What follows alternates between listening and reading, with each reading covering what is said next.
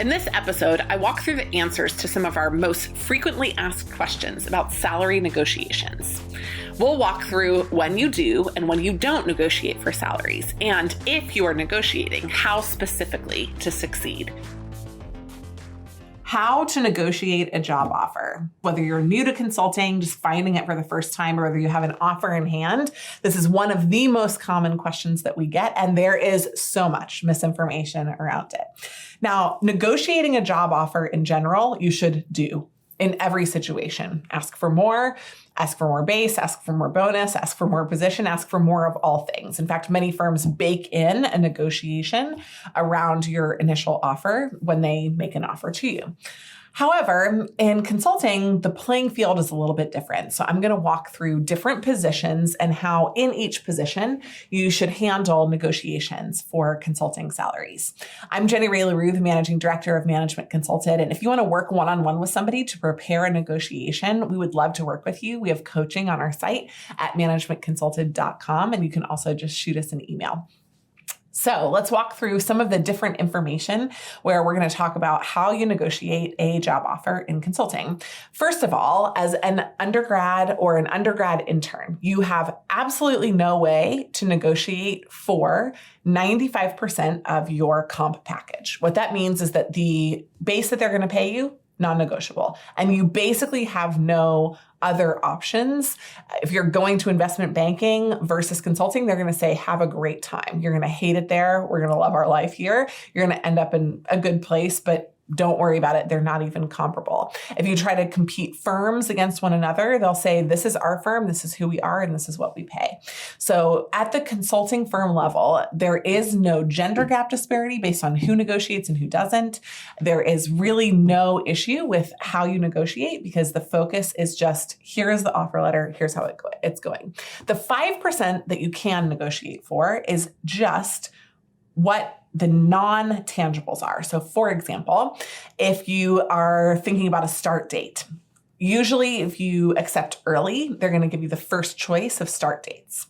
But if you have a project that you want to do or some travel that you want to go through, you can often negotiate your start date.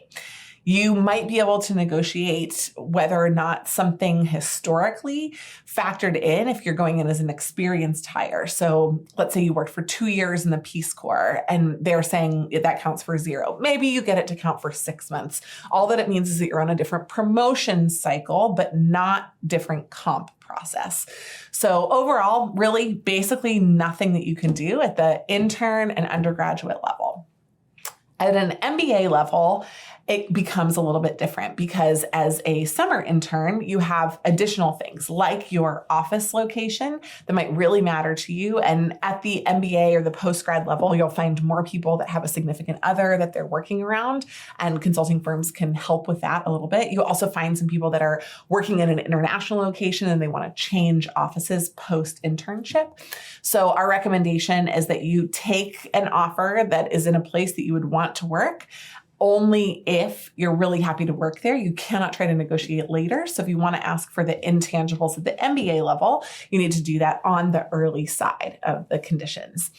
When you go through the MBA full-time process or MBA internships, there's no comp discussion. Again, the base comp is the base comp. And they're like, look, you may have had this many years of previous experience and this many years of this, but we're hiring you out of an MBA program and everybody gets paid the same. We're transparent about it. This is a team environment. So the firms are very strong about that. But signing bonuses can have timing tiers to them. The earlier that you sign, the more you get to keep out of the signing bonus.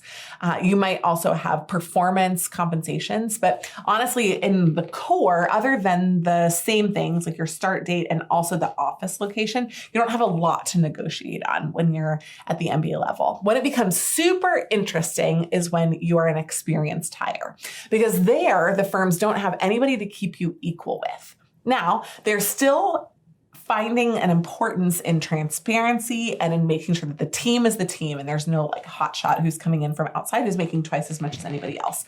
There are basically 4 levels at a consulting firm, and inside those levels, there's the number of years that you've been there. And basically everyone is on the same pathway. So the major thing that you can negotiate for at the experienced hire level is how many years down the pathway you should get counted. And that will affect your base comp, your bonus target, and even potentially 401k match and other pieces of the comp package. Overall, in consulting, the things that you can always negotiate are those intangibles, the things that are not directly related to the numbers of the comp. And then only when you're an experienced hire can you do a lot for the negotiations. If you've got questions, we've got lots more data on both how much firms are paying to make sure you're getting a fair deal and also making sure that you've got all of the information that you need to appropriately negotiate a salary without breaking down relationships. If you have a salary negotiation that you'd like specific guidance on, you can book us for a coaching session. We'll walk through your offer, through what you should expect, and through how to ask for more if and when it's appropriate. We would love to help you with a salary negotiation or any of your other breaking into consulting needs. You can reach us at managementconsulted.com. And if you liked this episode, please review it and share it.